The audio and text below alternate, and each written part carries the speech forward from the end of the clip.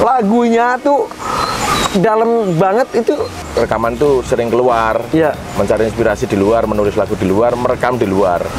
Nggak ada orang yang traveling jatuh miskin. Kenapa kok orang kalau pergi ke alam itu selalu hashtagnya healing itu? Karena kita nggak bisa ngedrive apa yang kita inginkan. Dan itu biasanya alam katanya memberikan apa sih kebahagiaan kepada orang yang dekat dengan alam itu sendiri. Menurut aku sih gitu. Enggak, aku jadi peliharaanmu. Hai, assalamualaikum guys. Setelah sebelumnya kita ngobrol dengan Mas Erik Samti di Aviari, kemudian kita pindah ke Megatank. Karena banyak kalau ketemu orang hebat itu harus dikorek semua inspirasi dan ilmunya supaya bisa di-share dan juga menginspirasi banyak orang. Lihat kalau lihat tongkrongannya ya, preman. Enggak lah. Enggak, itu versi aku ya. Preman ya. Udah gitu apa ya? Kasar. Waduh. Udah gitu ya, enggak apa-apa aku ngomong gitu ya. Udah gitu tukang berantem. Karena itu gigi asli asli di cover. Buat biar sangar lebih gitu. Kuat dong. Hah? Kan gigi kita udah kuat. Ya enggak dong. Kan enggak dilapisin logam. Kayaknya lapisannya hanya email. Yang nanya itu kayaknya aku pertama kali ya yang berani nanya tentang gigi. Kalau mbak-mbak zaman dulu kan giginya gini semua tuh. Emas, dikasih emas, kasih itu apa? Ini emang khusus logam gigi. Pelapis saja pelindung. Biar keren. Nggak, emang mau makan apa sampai dikuatin gitu? Enggak sih, biasa aja. Orang itu tuh, sama dengan kamu tanya, kamu ngapain sih tatoan? Nah itu aku mau ngomong, kayak passion tuh hobinya pakai piercing, pakai tato, pakai itu ya udah emang gak bisa paksain orang emang sukanya itu ya wis gitu. Kok kamu suka banget baju rapi? Ya udah. Kok kamu bajunya beler terus ya wis. Gak sesuatu semuanya harus ada artinya gitu. Nah, ya emang capek kan jadinya. Kalau kita mencari arti kan berarti kita ngasih makan netizen aja. Iya benar. Jadi nggak ada gigit kan? Nggak ada.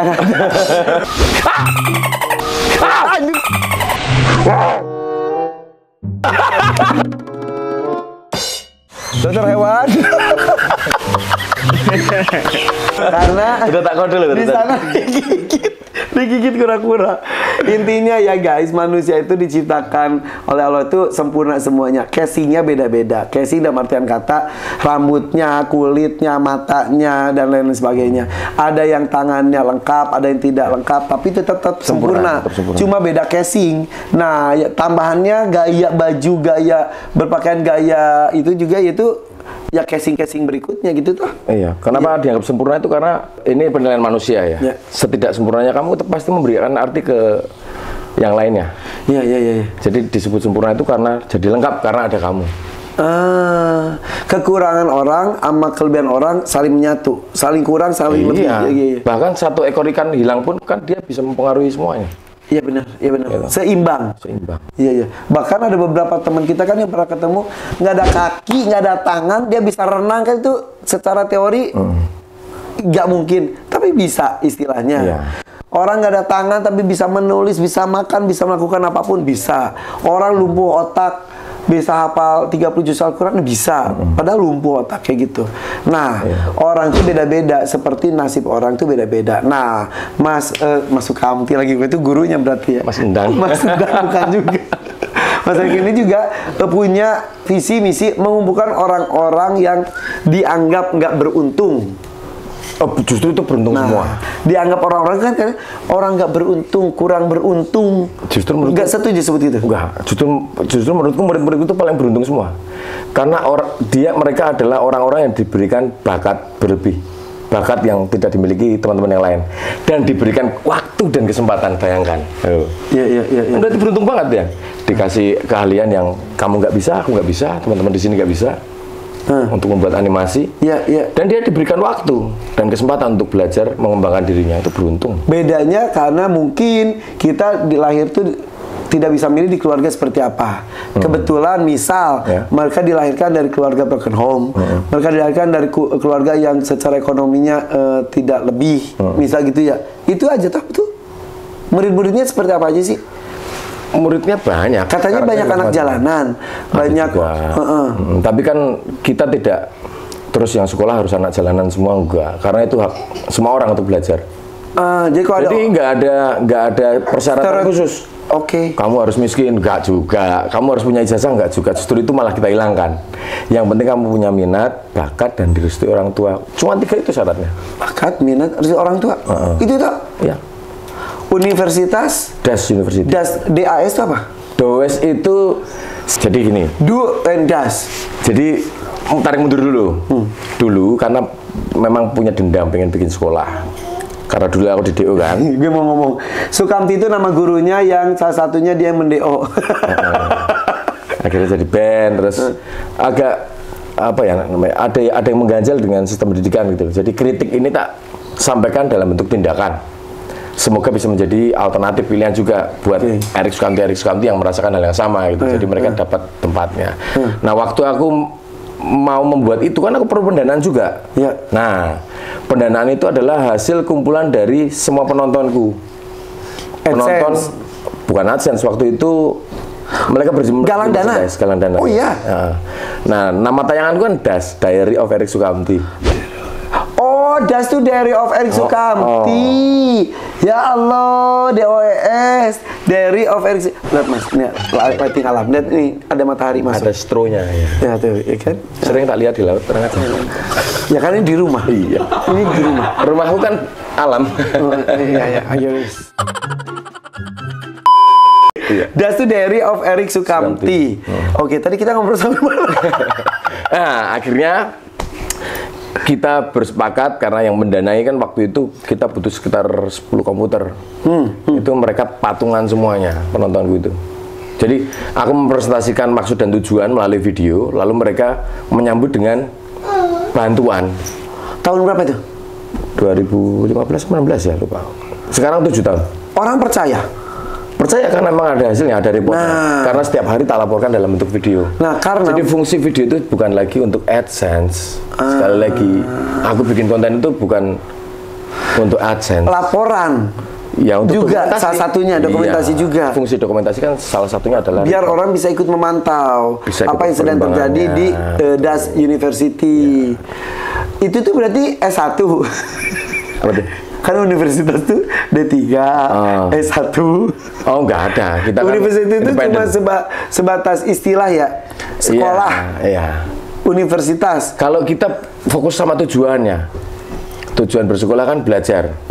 Jadi yang membuat tempat untuk mereka bisa belajar, gitu. Belajar. Mau dikasih nama sekolah, mau dikasih universitas atau apa? Pondok apa aja. Pondok boleh kan, intinya mau belajar aja. Jadi datang ya. Cuman kan kita harus butuh nama.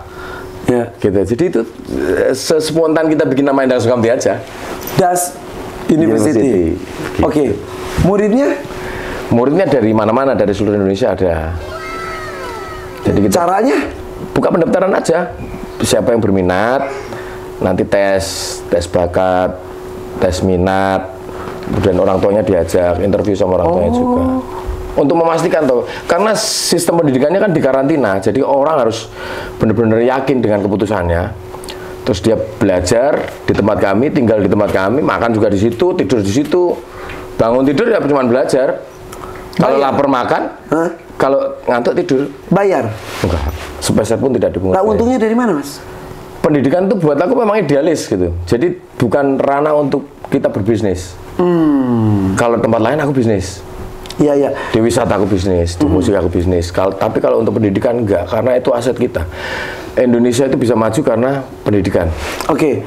Walaupun lulusan-lulusannya nggak semuanya mengabdi dengan Mas Erik. Justru itu kita hindari. Hah? Kita hindari, nanti nggak berkembang.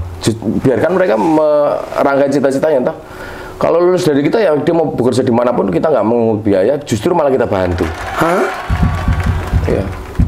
Dan ini sudah menjadi komunitas besar karena alumni kan sudah kerja di studio A, studio B, ada yang di luar negeri. Alumni ini bantu juga adik-adiknya. Jadi udah seperti bukan milikku lagi, Das University ini seperti komunitas besar.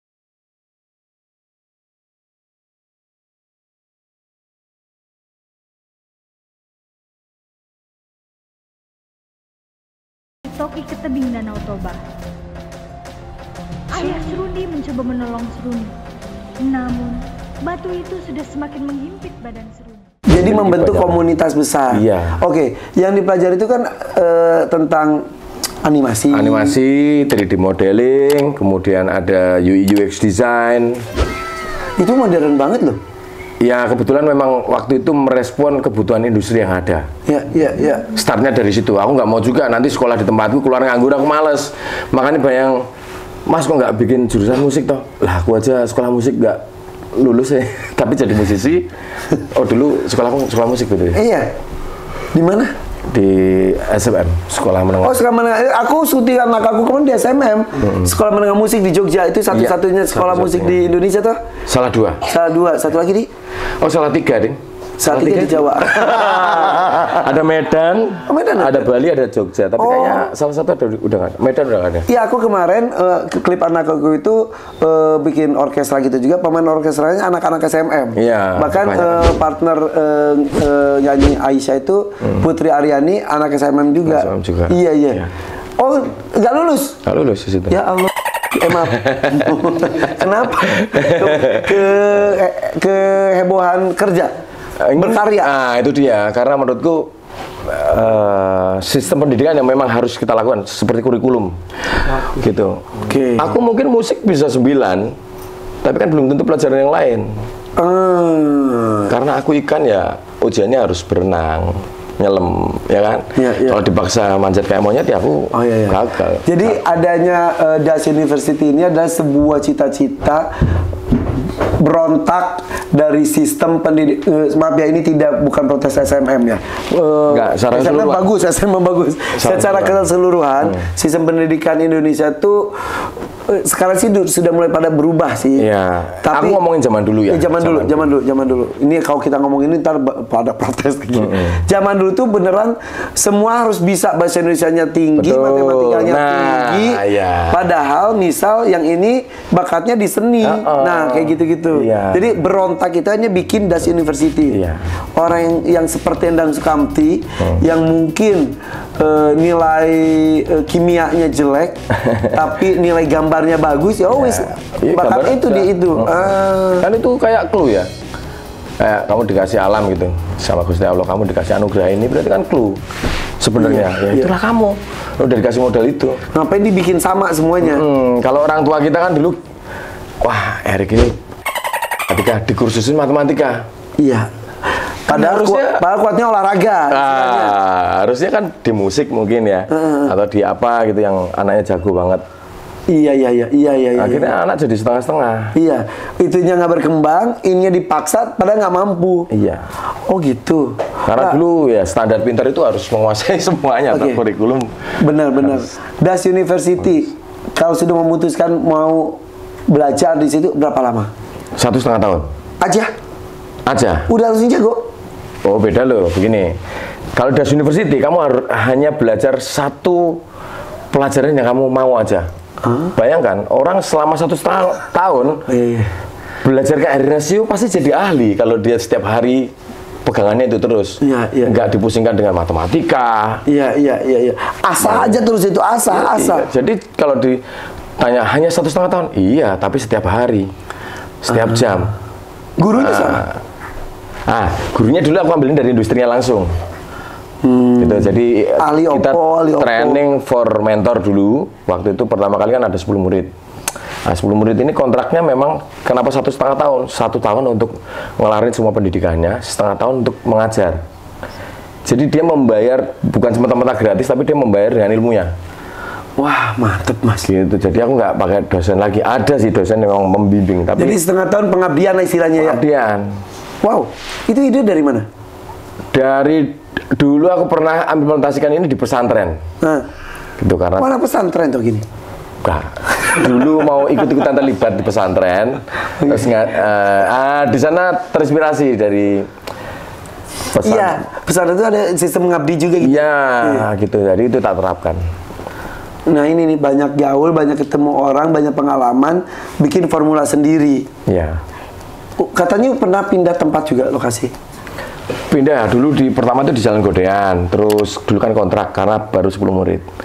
Kemudian gelombang kedua itu meledak jadi banyak murid. Waktu itu pengadaan komputer aja sampai 70 komputer. Wow. Itu. Nah, murid berapa itu? Tahun kedua? Tahun kedua itu hampir 100-an mungkin ya, paling banyak itu. Nah, terus kita pindah di Ungaran karena kita dapat support hotel yang nggak dipakai lah. Berat banget loh maksudnya. Membuat mereka tidur di situ, ngasih makan 10 orang masih masuk akal. Kalau yang 2 ini sudah nggak kita kasih makan lagi. Karena buat kita, kalau yang 10 masih tuh. Karena masih cuma 10 ya. Ya itu masih dia buat makanya. Ya. Tapi kalau udah 100, ya kita harus mikir lagi. Nah, dia makannya gitu. Nah, tak pikir-pikir lagi, kamu kan sekolah nggak sekolah tetap makan. Ya. Bukan urusanku dong. Ya kan? Ya udah, urusan perut ya urusanmu sendiri. Jadi mereka ngapain? Kalau sekarang ini mereka patungan sama teman-temannya. Patungan, baru bayar ibu-ibu tetangga untuk masak. Nanti bagian tetangga sedikit. Tapi tempat tidur masih disediain Masih gitu? gitu. Kalau tempat tidur free. Ada konflik gak sih namanya remaja tuh? Pasti. Kita selalu belajar dari tahun ke tahun sampai sekarang tahun ke-7 ini paling solid nih. Kalau dulu hampir yang keluar tuh bisa jadi 30% sendiri. Terus gelombang berikutnya bisa ditekan keluar. Sekarang ini mulai generasi ke-8 ke-9 ini hampir bisa 100%. Oh, banyak yang nggak kuat tanda kutip. Iya. Ya, dengan sistemnya ya itu berarti ya seleksi alam. Kita memang belajar juga. Iya. Seleksi alam juga. Oke. Akhirnya sekarang udah generasi ke-9 10. Ke-9 ya. Jadi kepuasannya apa? Kalau namanya idealis ya kepuasannya adalah keberhasilan mendidik seorang murid dari nggak bisa menjadi berdaya. Berdaya itu berarti bisa terus memberdayakan kebisaannya toh. Oke. Untuk dimanfaatkan untuk dirinya sendiri, untuk keluarga dan masyarakat. Keuntungannya? Ya itu keuntungannya. Materi orang? Ya, itu keuntungan yang tidak bisa dihitung toh. Gimana coba? Ya. Amal jariahmu, kalau mau hitungin coba. Bantu aku ngitung. Ya. Kalau mau hitung-hitungannya. Ya. Kalau udah ngomong amal jariah, iya. Bisnisnya gimana? Wah, aku bisnis ya bisnis banget. Nah. Di tempat lain aku bisnis. Nah. Karena ya memang itu ada ruangnya sendiri. Betul. Jadi segala sesuatu itu tidak diukur dengan rupiah dan angka. Biarlah rezeki itu datang dalam bentuk yang lain, kesehatan, kebahagiaan. Amin. Nah, dan juga mungkin kalau mau bentuk rupiah kita harus analisis. Itu biasanya Allah Maha Pemberi rezeki itu memberi dengan jalur yang lain. Tapi emang kenyataannya begitu. Iya tak? Iya. Hampir nggak bisa ditutup gitu loh, walaupun pandemi ya.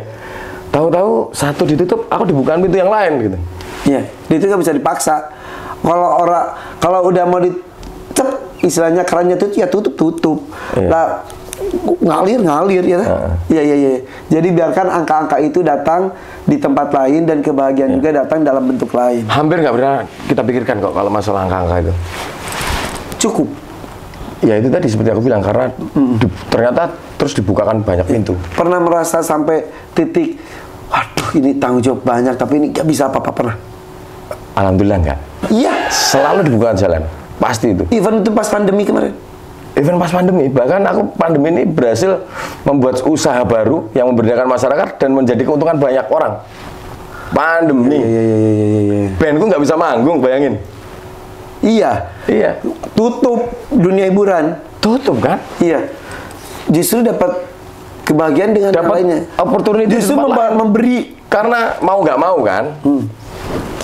Ya, oke. Terus kamu mau lihat itu? Enggak. Ini dadaku, main dadamu. Dada. Iya, akhirnya begitu. Dapat kesempatan yang lain. Justru membantu banyak orang. Itu dengan tumpeng manoreh itu. Tumpeng manoreh. Jadi tumpeng manoreh itu kan itu tuh letaknya tuh di daerah mana, Mas? Daerah kalau kita nyebutnya Gelang Projo. Gelang Projo itu di Jogja berapa lama? Cuma sejam. Kenapa disebut Gelang Projo? Karena itu perbatasan Magelang, Kulon Progo, Purworejo. Jadi kita satukan. Magelang, Kulon Progo, Purworejo. Jadi Gelang Projo. Ya. Mas Tad, matahari bagus ya? Seru ya. Ini gigit. Gak bisa gigit kan? Oke. Tumpeng Manoreh. Manoreh itu apa? Manoreh itu nama perbukitan. Jadi kan dulu ada api di Bukit Menoreh, cerita itu. Nggak pernah dengar juga ya? Ya udah. Jadi ada perbukitan Menoreh. Nah itu salah satu sudutnya. Dan katanya itu tuh ada katanya salah beli bukit. Orang beli tanah ya, dia belinya bukit gunung. Beli. Sampai orang sukit. Iya ya lagi gak jadi gituin ya. Masih kaya raya nih orang nih. Ya alhamdulillah. Seperti yang aku bilang tadi, dibukakan rezekinya. Beli bukit. Ya. Buat apa? Kilaf itu. Jadi pandemi toh. 2000. Ya pandemi kan 2021 ya. Iya. 20. Walah, lupa. Itu baru ya? Baru banget. Ya belinya juga baru banget. 2020 itu karena nggak ada kegiatan. Jadi aku setiap minggu itu camping sama keluarga. Sama anak-anakku gantian lah tak ajak. Jadi dia udah anak 4 ya guys, jangan ganggu, jangan goda suami orang. Waduh. Gitu. Kita camping ke pantai, camping ke mana, ke sungai, ke hutan, sampai akhirnya berjodoh dengan tempat itu. Camping di situ merasa aku bisa berpergian ke tempat yang tinggi, berusaha menikmati tempat ketinggian tanpa effort, karena aku kalau naik gunung capek. Usia gede. Karena ini lagi diet, doakan ya. Apalagi waktu itu ya, gede banget. Mau ikut Jakarta Fashion Week. Citayam toh. Citayam. Oke. Jadi pas di situ nggak terlalu tinggi, tapi suasananya dapet. Itu tinggi, tapi infrastrukturnya bagus lah. Motorku bisa sampai situ, mobilku bisa sampai situ. Nah langsung jatuh hati. Karena punya siapa itu saat itu? Masih punya warga. Oke, terus? Nah akhirnya banyak warga mendekat karena aku camping di situ. Kebetulan banyak kamtis juga. Akhirnya ngobrol-ngobrol panjang gitu, nawarinlah tempat yang sama. Itu mas, dibeli aja, murah itu. Ya udah akhirnya deal. Beli bukit. Berapa? Coba bisikin. Wow. Gitu kan? Iya. Tahu juga. Baru aku pulang. Nah pulang itu aku baru mikir, ngapain ya tadi beli? Karena waktu itu emang emosi kan, baru dapat pengalaman yang itu kalau kamu ke situ, kamu akan sama kayak aku kan. Ya tapi itu indah banget pas sunrise ya, kamu kayak lihat surga yang belum pernah kamu lihat. Karena kamu belum pernah kan? Iya, surga juga belum lihat. Iya. Kecuali mati dulu itu kalau masuk surga. Makanya. Hah, seindah itu? Iya. Aduh, semua burung yang tadi aku bilang tadi, semua burung berkocek itu, begitu kamu melek itu sinkron gitu visual sama suaranya. Tapi nggak kelihatan burungnya toh? Ya. Oh, di aviari aku kelihatan. Oh, tapi kan nggak ada gunungnya. Besok tak bikin. Gunungan wayang digambar ya. Oke. Terus jatuh hati, hilaf, udah gitu beli, baru bengong. Iya, akhirnya baru mencari hikmahnya toh. Oh, kayaknya ini jodohnya Das University. Jadi memang kami punya program untuk memindahkan Das University ke tempat yang tinggi biar jadi perguruan tinggi. Perguruan tinggi. Dalam arti yang sebenarnya. Sebenarnya berada di ketinggian.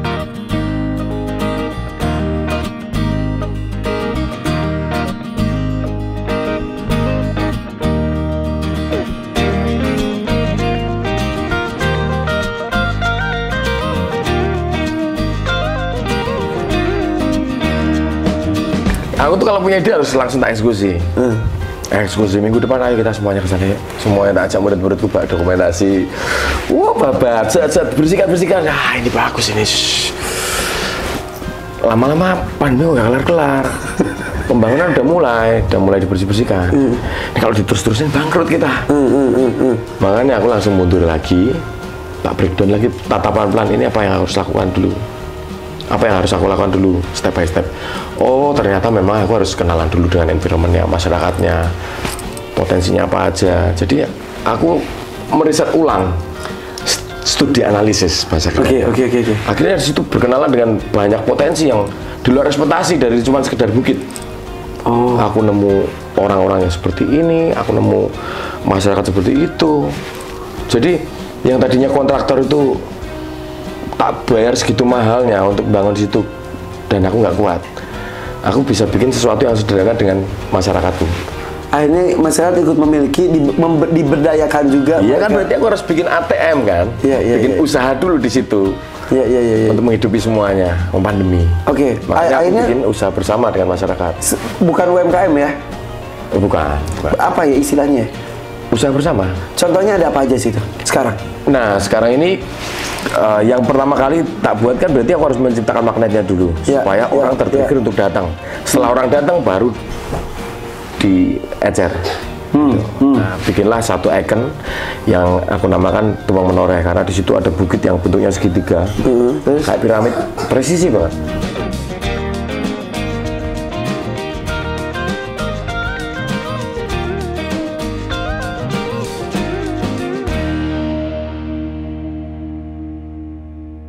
Bahkan banyak orang ngomong di dalamnya kayaknya piramid sebetulnya. Dulu mau tak kasih nama piramid Menoreh memang.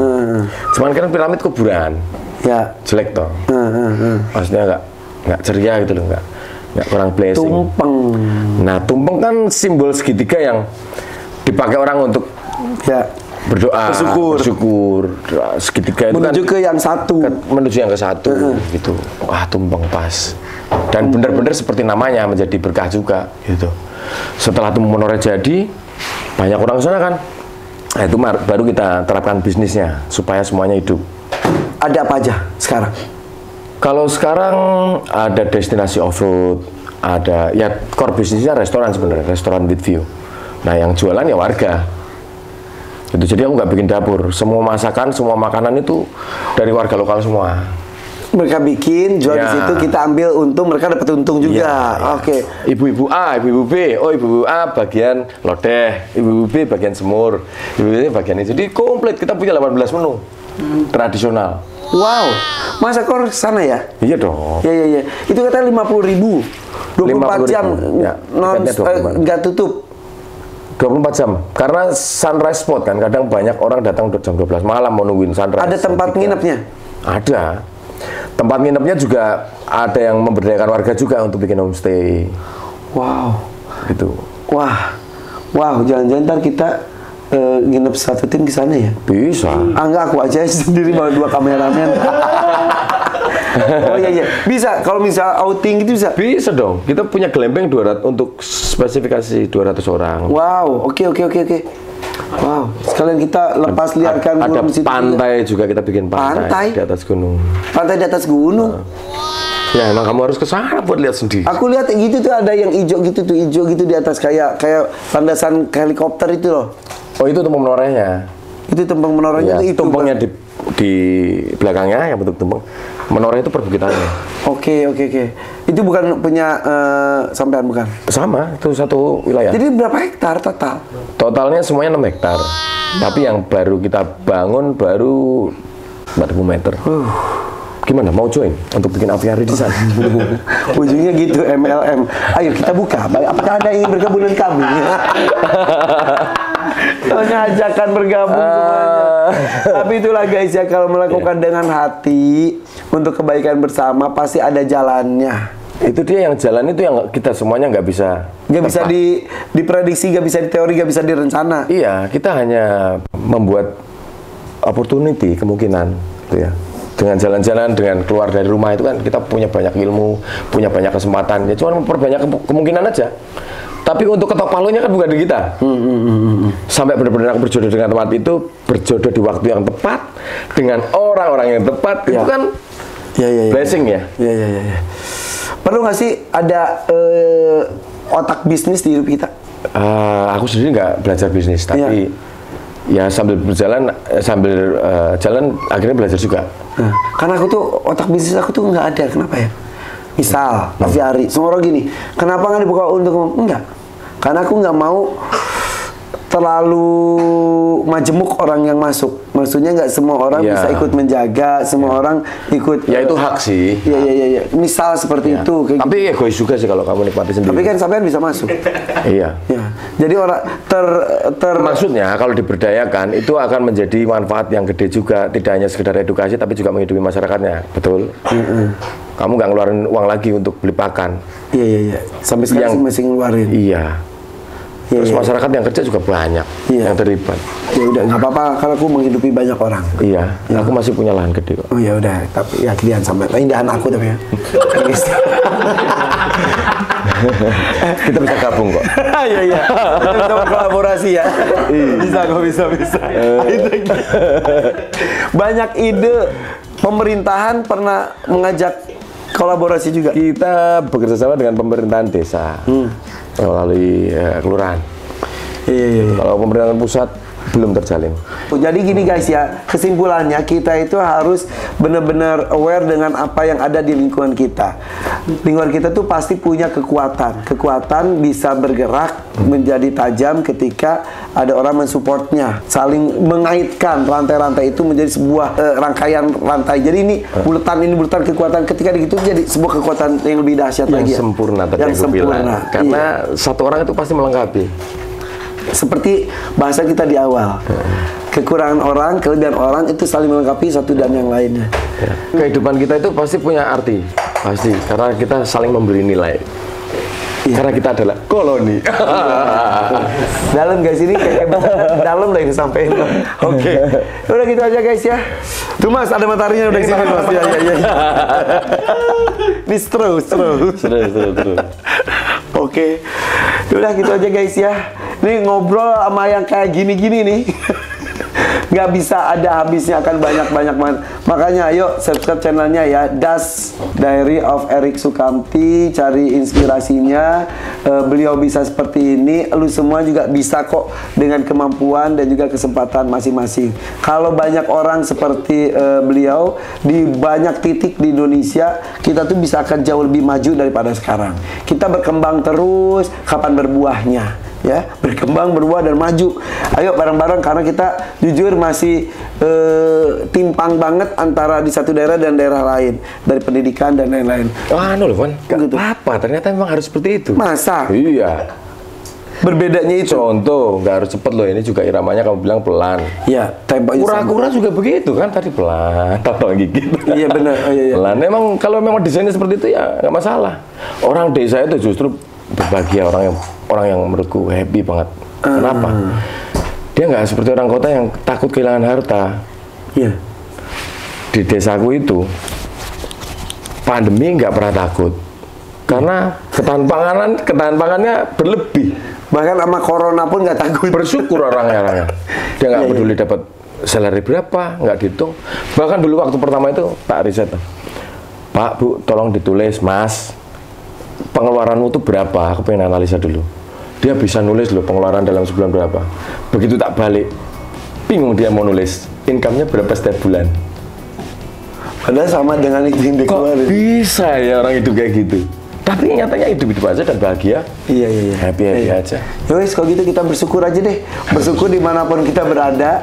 Jangan merasa minder ketika kita hidup di mana, melihat sosial media tuh sekarang kan gencar di mana-mana. Banyak yang pamer-pamer. Ya itu biarkan saja, gak usah ngiri. Itu kebahagiaan ada yang mereka. pamer. Nah, ya bener. Yowes, jadi kita gak usah saling, dia gak usah. Udah, semuanya ada yang tugasnya pamer, ada yang tugasnya susah, ada tugasnya nonton, ada tugasnya ditonton dan lain-lain. Wis, kita tapi syukuri. Ya, jangan banyak iri dengan orang lain, jangan banyak menghina diri sendiri, menyesali diri sendiri. Semuanya itu harus kita syukuri, harus kita nikmati. Jalan aja, wis. Ya. Terus kita aja udah ngobrolnya bosan nih. Makasih ya. Sama-sama lah. Makasih ya. Sama-sama. Ini jam berapa sih? Kamu tadi nawarin aku sarapan. Ya, sekarang udah makan siang. Terus kalau gitu, bye-bye guys. Terima kasih teman-teman, terima kasih.